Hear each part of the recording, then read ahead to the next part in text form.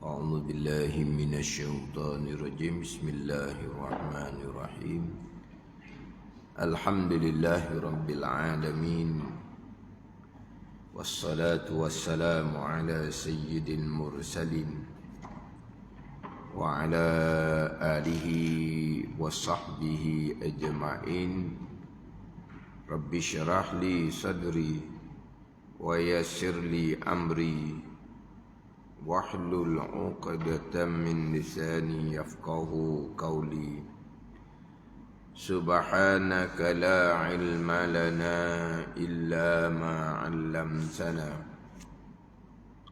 إنك أنت العليم الحكيم ولا حول ولا قوة إلا بالله العلي العظيم. Kitab Zahratul Murid, muka surat 5, baris yang kedua daripada atas. Muka surat 5, baris kedua daripada atas.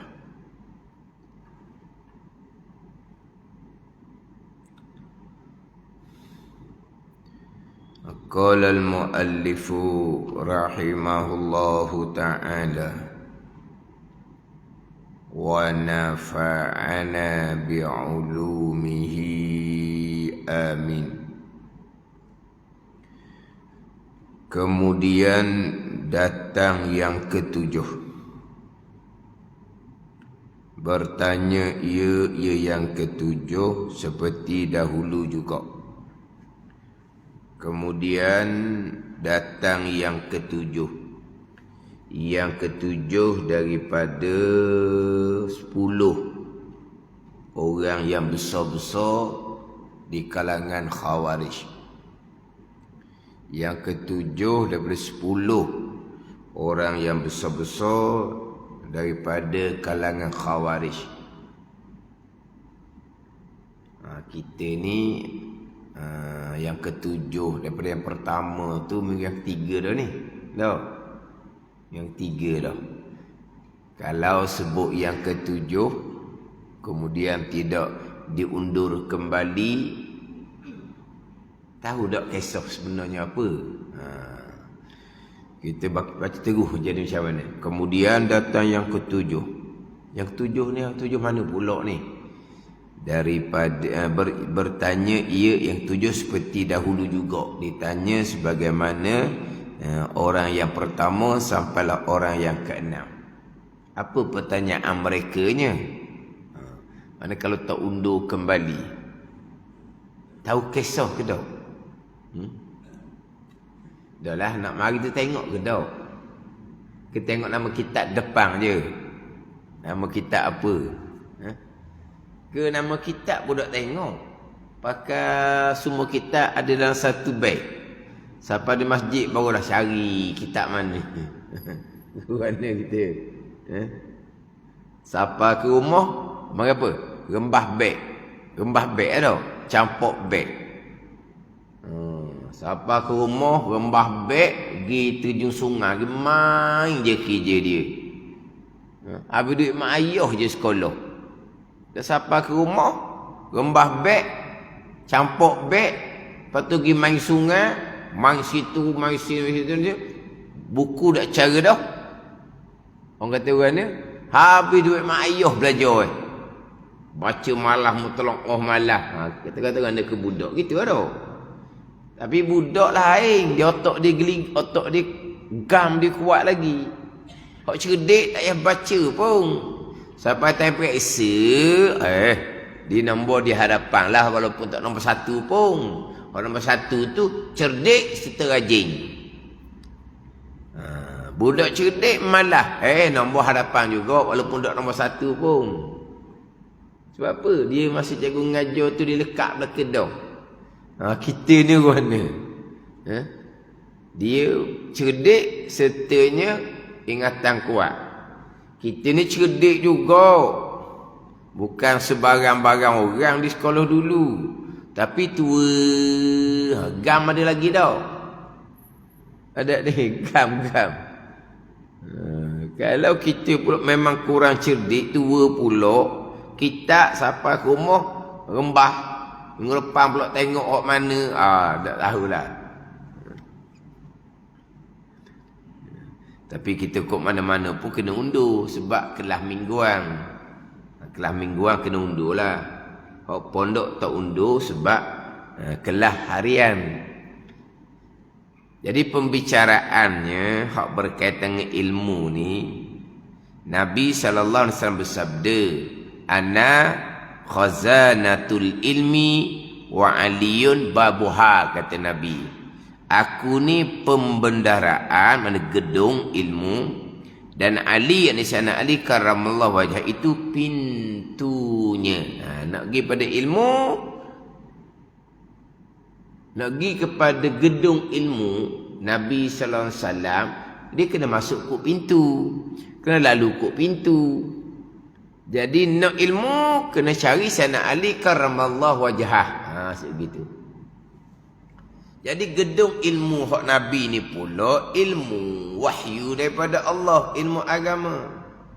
Jadi nak agama, kena melalui sana Ali karramallahu wajah. Macam tu gitulah. Sebab sekarang ni aku gedung ilmu dengan bahawa Nabi ni ilmu wahyu tu di Nabi belaka. Ilmu agama tu pada Nabi SAW belaka. Jadi nak kepada agama kena ada ilmu, tapi pintunya di sana Ali karramallahu wajah. Berarti orang yang nak agama dia kena melalui sana Ali karramallahu wajah. Kita bunyi gitu, kita tak ada pelik pun. Sana Ali karramallahu wajah. Kisah dah kita masyhur sangatlah. Tiba-tiba puak Khawarij yang memusuhi sana Ali karramallahu wajah. Tak puas hati dah lah dengar hadis ni. Ni orang jahil. Orang jahil cerita kelebihan ilmu, tak puas hati. Mentang-mentang lah di ilmu ada, mentang-mentang lah kita jahil. Orang jahil tak puas hati. Orang jahil tak puas hati. Cerita kelebihan ilmu, cerita mudaratnya, punahnya, rosaknya orang jahil. Walaupun rajin wa amal sekalipun, tak puas hati lalu. Walah nak dapat keselamatan, ketinggian agama. Tanpa agama, orang ni akan hancur, rosak, binasa. Nak agama, ilmu. Jahil, rosaklah agamanya. Sebab itulah diutuskan Nabi SAW menyampaikan ilmu wahyu daripada Allah Subhanahu wa ta'ala. Bukan agama nak dibawa ni masing-masing buat. Tidak. Tunggu apa yang Nabi baca dari Quran dan juga Nabi bersabda. Itu agama. Pada masa Nabi. Pada masa kita nak agama, senang gitu je. Tak payah belajar. Belajar budak-budak. Misalnya modal lah. Hak ni yang masalahnya. Hak ni yang masalah. Semua orang belajar belaka masa budak-budak Semua orang belajar belaka. Cuba tanya orang-orang hak duduk kelek kitab. Hak duduk belajar sentiasa. Di sekolah juga. Dia belajar juga masa budak-budak. Kenapa duduk sibuk lagi belajar di masjid? Pandai ni. Hak mari masjid. Hak duduk tekung belajar tu. Tak sekolah. Sekolah belaka. Tak belajar ilmu agama di sekolah. Belajar belaka. Yang sibuk main masjid tu apa? Tak ada apa buat ilmu budak-budak. Dia tahulah. Lepas tu dia tekung belajar. Maknanya kalau nak agak ilmu sekolah, minta maaf lah. Ada dah ilmu fardu'ain, ada ABC. Asah yang kasar-kasar saja. Selesai ke tak fardu'ain? Allah, nak selesai macam mana lah. Lalu kita kata jauh jelak pada ni. Jauh sangat. Mana ilmu fardu'ain di sekolah tu hanya tahap ABC. Tu sahaja. Betul-betul ni. Dan tak pelik orang yang beranggapan dia tak payah belajar dah sebab dia belajar sekolah. Orang yang sedang belajar ni pun dahulu beranggapan gitu juga. Ada yang sedang belajar sekarang tekun. Sebelum dia mula belajar tu, dia rasa tak payah belajar dah. Sama je kita ni. Gitu je. Sama je. Dia rasa macam pandai dah. Lepas belajar akidah, banyak sangat. Hak tak reti bab tauhidnya. Belajar bab fiqh, bab taharah, bab semayang. Banyak sangat hak tak retinya. Banyak sangat-sangat. Bukan hanya nak mencukupkan sedikit lagi tak cukup. Dah. Ilmu tasawuf. Lagilah kelak gambar. Ingat baik. Orang sekolah agama bukan sekolah menengah biasa. Akhirnya jadi ustaz di sekolah. Ada ni. Hak ni pun mengakui. Mereka pun fardu ain tak tahulah. Separuh ada kedok tak tahu. Pada ni. Jadi belajar sekolah agama bukan sekolah menengah biasa. Ambil bidang agama. Kemudian boleh mengajar pula di sekolah agama balik jadi ustaz. Jadi ustazah. Lepas dia belajar balik fardu ain. Dia banyaklah sikit fardu ain dia. Tapi saya pernah jumpa. Nak kata separuh fardu ain ada. Tak berani dia kata. Ni ustaz. Pandai ni. Wallahualam lah dia belajar macam mana. Tapi dia jadi ustaz di sekolah lah pulaknya. Hak saya cakap seorang ni, hak lain aling tak tahulah. Hak ni. Hak jadi ustaz ni. Fardu ain memang tak cukup. Tapi dia boleh kata, dia kata nak kata tak cukup memang tak cukup fardu ain walaupun saya jadi ustaz sekarang. Tak cukup tu banyak mana? Tinggal separuh lagi ke hak tak cukup. Tak berani nak kata dia kata. Sebab bila ngaji kitab Jawi ni, kaedah pondok, kemudian tauhid Allah sifat 20 tu kau tak reti. Wujud ke dalam bakok tu retilah. Badan ni banyak dia tak reti. Pergi pada bab taharah, bab semayang, Allah lah dia kata. Pergi pada tasawuf pula, perincian sifat-sifat kecelaan, perincian sifat-sifat kepujang. Hak tu lagi gelak gambar. Tasawuf lah hak paling berat. Tasawuf paling berat. Tapi malangnya tauhid pun tak lepas. Ni dia siapa tangguh ustaz ni. Lepas tu jangan duk rasa macam pandai sangatlah. Kalau mendengar biasa pula. Kalau Arab pun tak jadi ustaz pun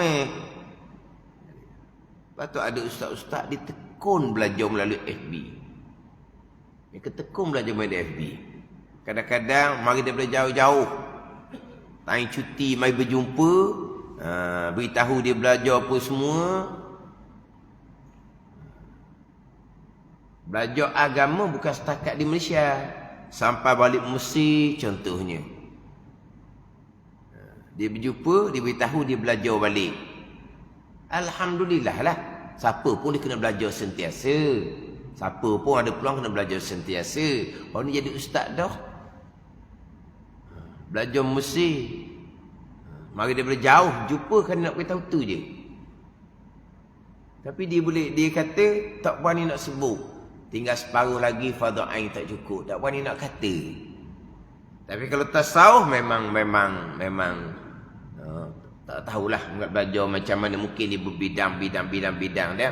Dia belajar luar universiti ni dia ada bidang-bidang wallahu alam lah. Tapi yang malangnya tauhid tak lepas. Fardu ain tauhid tak lepas. Tapi dia kata kalau tanya bab-bab taharah pun, bab-bab semayang pun, Allah banyak tak reti nak jawab.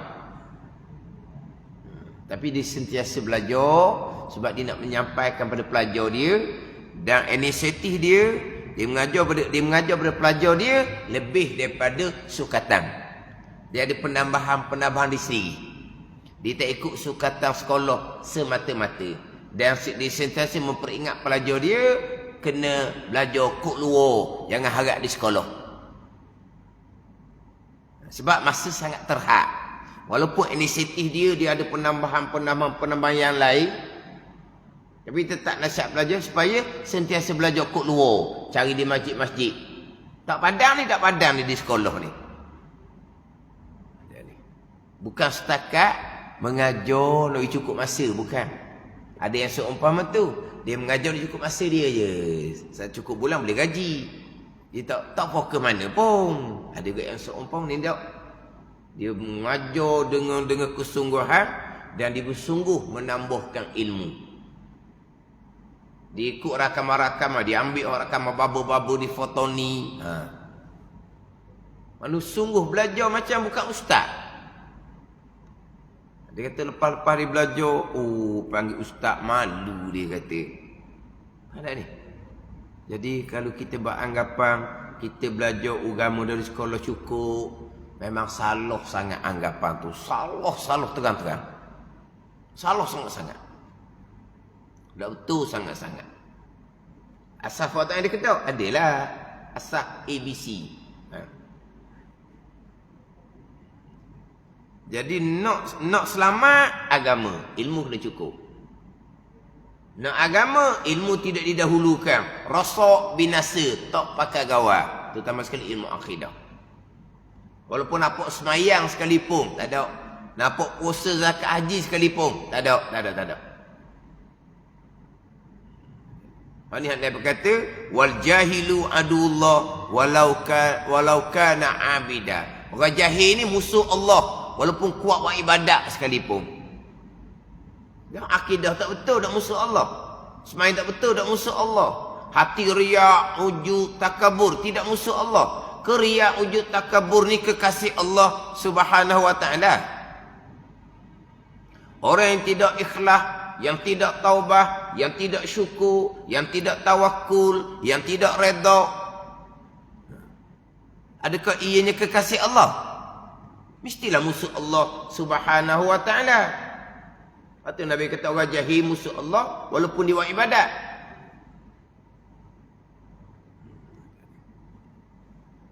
Tapi orang jahil macam Khawarij tak puas hati pula cerita bab kelebihan ilmu.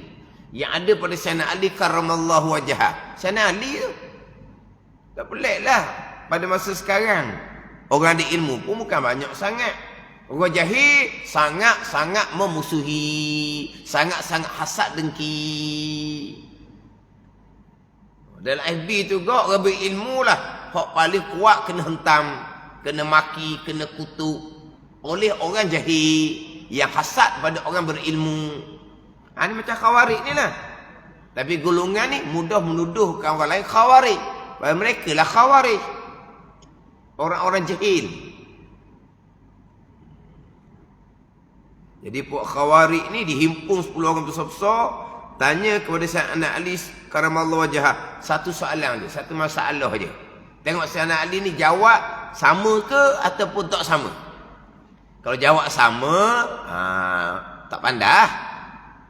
Kalau jawab berbeza-beza, barulah pandai. Tapi apabila Sayyidina Ali karramallahu wajhah jawab 10 satu masalah, satu soalan dengan 10 jawapan, mereka tak akal juga Sayyidina Ali. Mereka tak akal juga. Mereka tak akal. Macam beginilah. Orang kafir hantar yang paling cerdik berhadapan dengan Nabi sallallahu alaihi wasallam. Akhirnya yang paling cerdik itu kembali kepada puak-puak kafir ni, dia mengakui dah Rasulullah ni betul. Kau puak-puak dia kata kamu sudah kena sihir. Kata gitu pula. Tak pakai. Puak-puak alim Yahudi Nasara berjumpa dengan Nabi sallallahu alaihi wasallam, nak tanya soalan. Soalan ni kalau jawab begini, pastilah ia Rasulullah. Nak test, nak uji, nak cuba. Soalan-soalan ni kalau Nabi SAW jawab begian, Rasulullah. Betul Rasulullah. Maka dia pun tanyalah persoalan yang memang Nabi jawab tepat sebagaimana yang mereka tahu, itu Rasulullah. Beri jawapan sebagaimana yang jawapan seorang Rasul, jelas Nabi Muhammad adalah Rasulullah. Tak mau beriman juga. Beriman juga. Ini biasalah. Tanya. Bukan nak pakai pun. Ini sama ni Pak Khawarij ni. Tanya soalan 10 orang tanya pun, saya nak jawab berbeza-beza pun, tak akal juga. Tak akal juga. Cuma tanya tu nak menjatuhkan Sayyidina Ali karramallahu wajhah. Nak menjatuhkan Sayyidina Ali. Tak jatuh Sayyidina Ali-nya. Betul sungguh Sayyidina Ali ni ilmu dia banyak, tak turut. Tanya nak jatuh je. Bukan tanya nak pakai pun. Jadi pertanyaannya, ilmu afdal ataupun harta yang afdal? Ilmu afdal ataupun harta yang afdal? Jawapan dia, ilmu agama yang lebih afdal daripada harta. Ilmu afdal ataupun harta afdal? Ilmu lebih afdal daripada harta. Harta tu ditolak? Tidak. Cuma ilmu lebih afdal. Faham ni? Mana antara dua ni yang afdal, yang bahagia, mana yang celaka? Antara ilmu dengan harta. Ilmu lah bahagia, harta lah celaka. Tak. Bukan gitu. Bukan gitu. Mana afdal antara ilmu dan harta? Mana apa? Ilmu lebih afdal, ada harta ditolak? Tidak. Faham ni? Bukan kata mana yang afdal, mana yang celaka ke. Ilmu afdal, harta celaka. Barulah harta tu ditolak. Ini tak. Harta tidak ditolak. Dan ni harta tidak ditolak. Sahabat radhiyallahu anhum sebahagiannya kaya. Bukan miskin pun. Sayyidina Bakar radhiyallahu anhu kaya. Sayyidina Umar kaya. Sayyidina Utsman radhiyallahu anhu lagi kaya. Sayyidina Abdurrahman bin Auf radhiyallahu anhu lagilah kaya. Kalau tak ada hartanya, Sayyidina Ali karramallahu wajhah. Khadijah radhiyallahu anha kaya raya. Ada ni.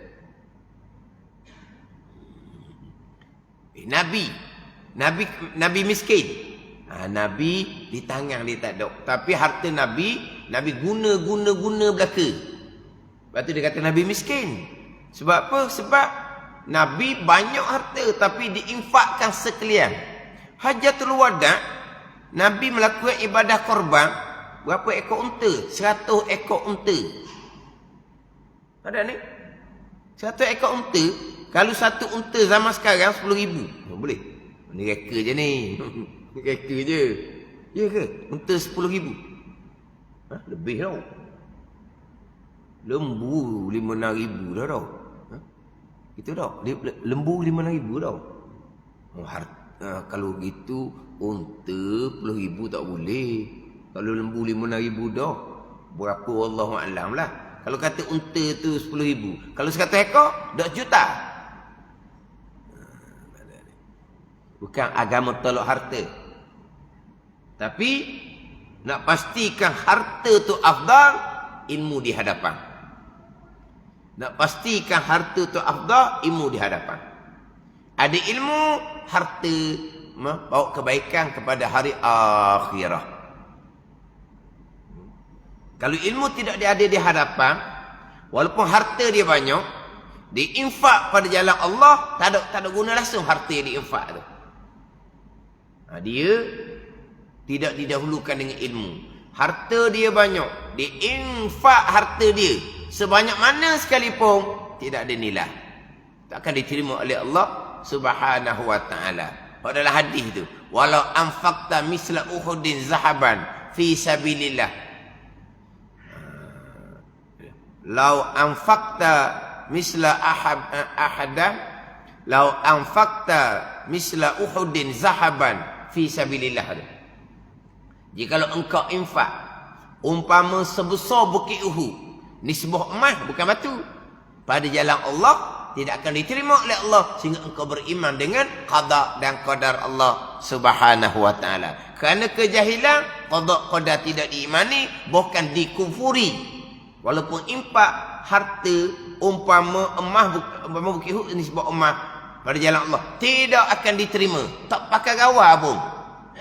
Ada orang bagus, harta dia banyak, tapi infak bulanan dia cukup banyak. Dia khas dah.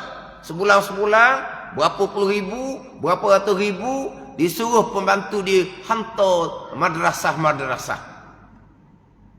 Ada ni. Puluhan ribu sebulan diinfak pada madrasah tiap-tiap bulan. Bukan Ramadan. Kita ni kalau infak Ramadan je lah. Dah. Tiap-tiap bulan. Tapi ilmu ada ke tak? Tak pernah perlu libat ilmu.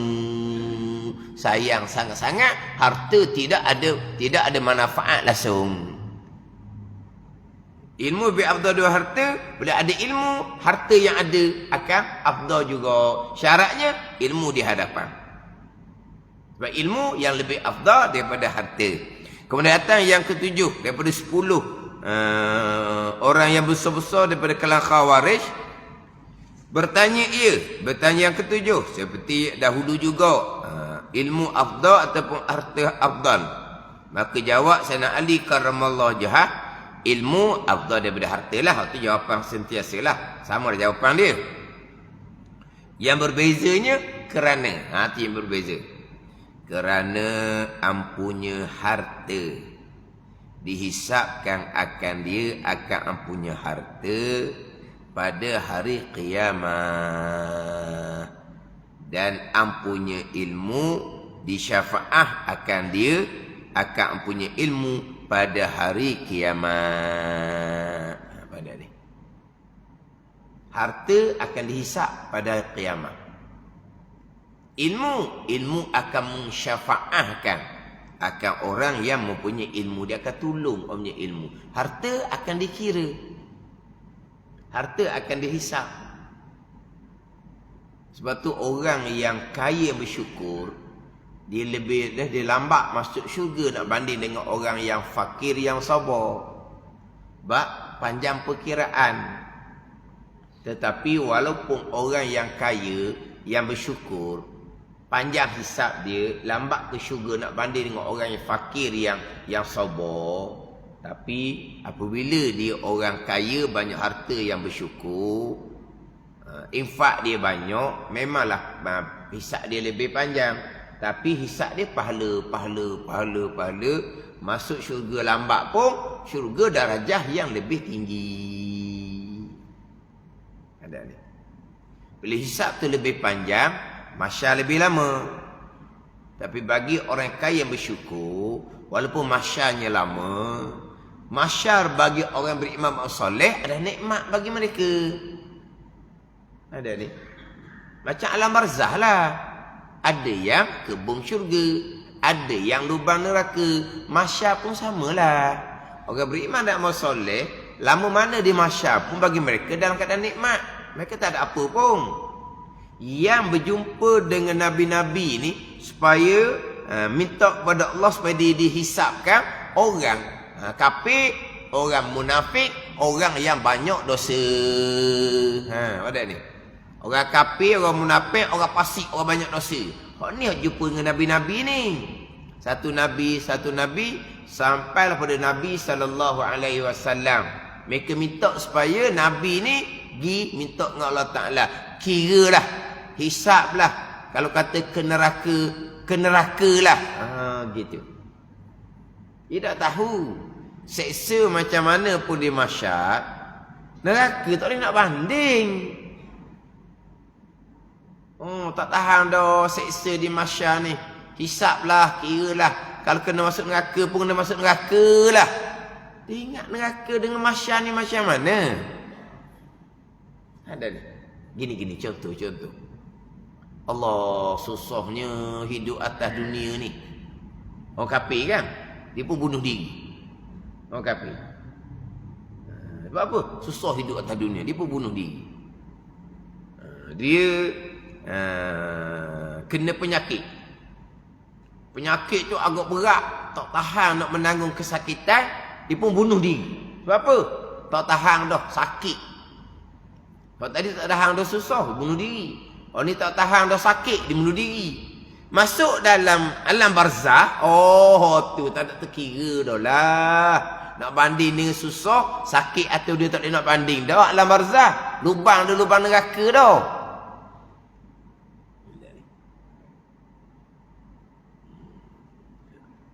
Lepas tu orang yang beriman tak akan bunuh diri. Susah macam tak akan bunuh diri orang beriman. Sebab di iman ni, bunuh diri. Barzah berat daripada atas dunia lagi. Orang beriman. Susah macam mana pun, mereka tak akan bunuh diri. Sebab apa? Susah atas dunia, sakit atas dunia, tak dibanding dengan alam barzah. Orang ni di alam barzah ni pula, hok duduk dalam kebun syurga, selama-lama tak apa dah. Hok alam barzah tu, hok raudhatun minal jannah tu lah. Kebun berkebun syurga tu, selama-lama tak apa dah ya, tak kiamat, tak masuk syurga sebenar pun tak apa dah. Hak alam barzah tu. Kebun syurga di alam barzah. Kebun syurga, bukan syurga sungguh lagi. Tak apa dah selama-lama pun. Tak ada syurga pun tak apa dah. Hak duk tunggu bila kau kiamat, orang kena seksa. Hak ni tunggu bila kau kiamat tak tahan dah seksaan barzah. Kiamatlah dihimpun di mahsyar. Hak ni. Mereka di mahsyar lebih terseksa daripada alam barzah. Ada ni. Alam barzah lama dah masa dia, lebih lama alam dunia. Terseksa dah. Tapi mahsyar lebih lama dah alam barzah, dan mahsyar lebih terseksa nak banding dengan alam barzah. Tak tahan dah seksa di mahsyar. Nak minta supaya dihisapkan. Biarlah ke neraka pun. Neraka lebih terseksa daripada mahsyar. Ada ni.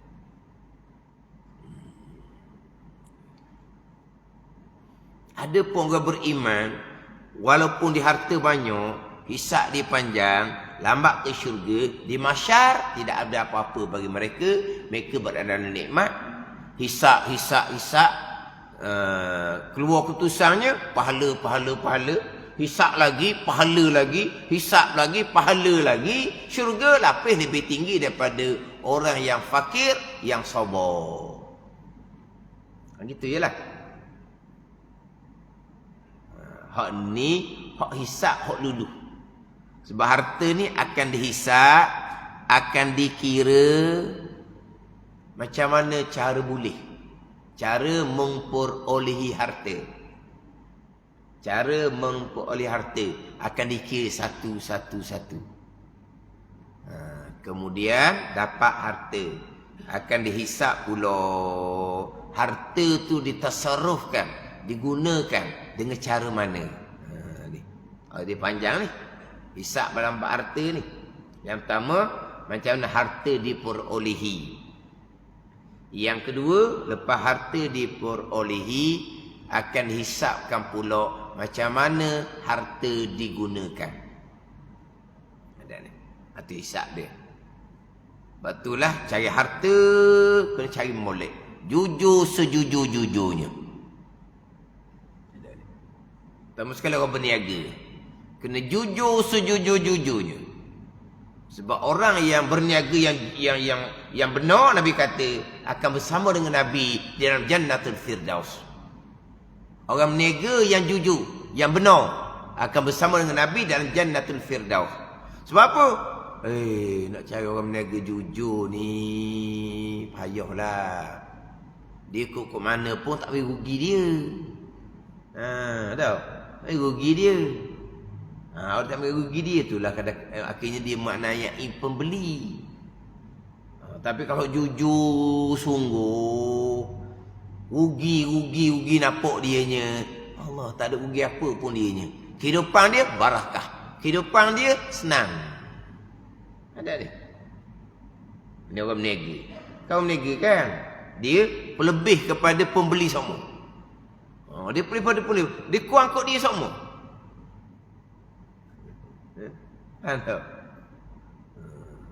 Macam orang dululah timbang-timbang. Dia pun lebih semua kepada untuk pembeli. Rugilah dianya. Tapi dia apa? Dia untuk dapat harta yang halal, harta yang barakah. Mana kalau kata jarum tu kok 4 kilo tu, lebih sentiasa. Lebih sentiasa. Kalau sekilo lebih, sekilo lebih, sekilo lebih. Banyak mana dah? Hilang. Kalau kira, ada orang hak benar. Kalau orang tak benar kok, tak apa molek lagi jarum duduk, dia akak dah. Itu belum lagi hak tipu timbangan. Dia akan mengurangkan sukatan. Itulah hak dalam Quran tu. Wailul lil mutaffifin tu. Mereka yang mengurangkan sukatan. Ni cerita tugu saya lah. Kan dulu kan dia pakai cupok kan. Tugu saya kata, kalau kau jujur, masih diparah berah tu, tangan dia akan lebih sikit. Kalau orang tak jujur, masih diparah berah dalam cupok tu, tangan dia akan masuk sikit.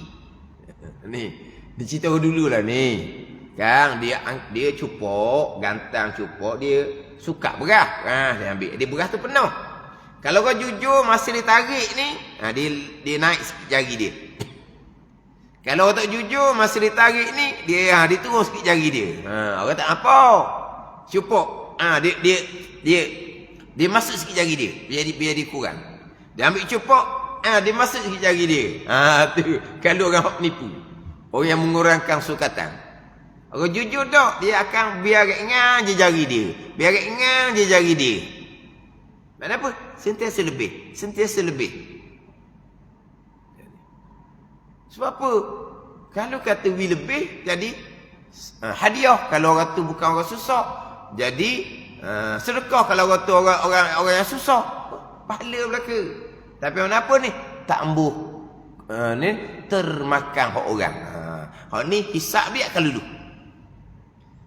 Walaupun harta dia banyak, hisap dia lama, hisap dia akan dulu. Sebab orang yang boleh harta yang barakah, maka harta tu akan digunakan pada jalan barakah. Kalau harta tu dia perlu dengan jalan yang tak comel, maka harta tu akan digunakan juga pada jalan yang tak comel. Cuma nak cerita sininya, harta, ampunya harta akan dihisap, ampunya ilmu tu akan bagi syafaat, pertolongan kepada tuan dia. Ampunya harta tu akan melambatkan tuan dia masuk syurga sebab hisap dia panjang. Ampunya ilmu akan membagi syafaat, tolong akan orang yang punya ilmu. Tapi bukan kata harta ditolak, cuma pastikan ilmu di hadapan. Pastikan ilmu di hadapan. Hak asal fadha'ih tu tak dapat tidak. Itu tak dapat tidak. Harta banyak mana sekalipun, infak banyak mana sekalipun, kalau akidah tak betul, kalau sembahyang bang tidak diterima oleh Allah, kalau hati tidak ikhlas, tak pakai gawa pun harta yang diinfak. Sayang kadang-kadang. Dah pada zahirnya pemurah. Tapi diinfak harta, tiba-tiba akidah dia pun tak betul. Itu rugi sangat-sangatlah. Kadang-kadang infak harta nak infak pada tempat mana? Tempat mana?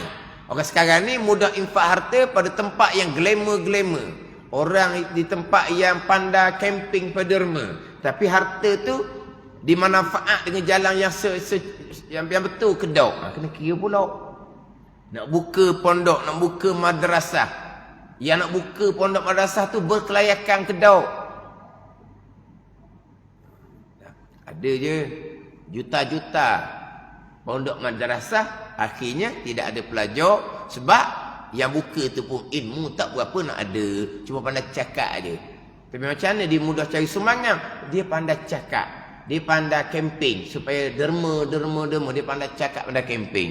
Jadi juta-juta dibina tempat pengajian. Tapi pengajian macam mana? Kadang-kadang panggil orang tu mengajar, apabila ampunyanya orang lain, mengajar orang lain, dia akan bertelingkah kemudian keluar, orang lain pula masuk. Ampunya tempat pengajian dengan yang mengajar orang lain, maka dia akan payah-payah nak sekata. Akhirnya pelajar boleh apa? Pelajar pun jadi apa? Tunggang langgang pelajar. Orang infak tu dapat pahala berpanjangan ke dok? Infak tempat pengajian seumpama tu, ni dok ni pun murah sangat. Tapi infak tak kena tempat. Tu nak ilmu belaka tu, nak ilmu belaka. Nak kenal tempat yang macam mana, yang akan mengajar ilmu yang beri manfaat. Kita kena ada ilmu, kita boleh nilai. Tempat ni begini. Sayang, berjuta harta diinfakkan, tapi tempat tu tidak dapat dimanfaatkan dengan ilmu yang sebenar. Jadi kok mana pun harta, tapi ilmu di hadapan. Kemudian datang yang ke-8 bertanya, ia seperti yang dahulu. Maka jawab Sayyidina Ali karramallahu wajhah, ilmu afdal daripada harta kerana harta itu binasa dengan lama masa, dan ilmu tiada binasa dengan demikian itu dengan lama masa. Wallahu a'lam.